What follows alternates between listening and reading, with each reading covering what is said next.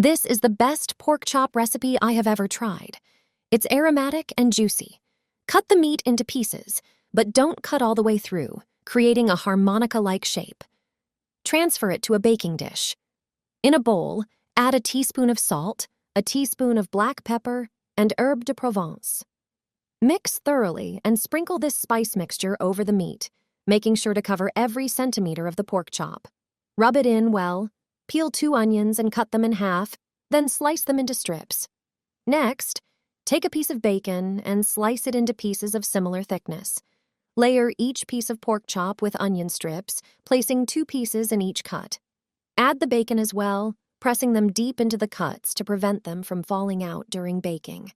In a bowl, prepare approximately 0.85 cups of vegetable oil. Add a teaspoon of salt, marjoram, and sweet paprika. Mix everything thoroughly. Apply this marinade using a silicone brush, spreading it evenly over the entire pork chop. The final step is sauerkraut. It's very healthy, and prepared this way, it's delicious.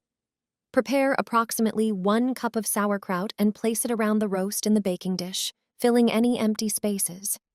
Bake for 50 minutes in an oven preheated to 392 degrees Fahrenheit. After this time, your meal for the whole family will be ready for an hour. The sauerkraut will be well seasoned.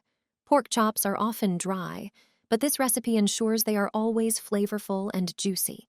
It's a perfect idea for a family dinner or a larger gathering. The meat literally melts in your mouth. This is the best pork chop you will ever prepare.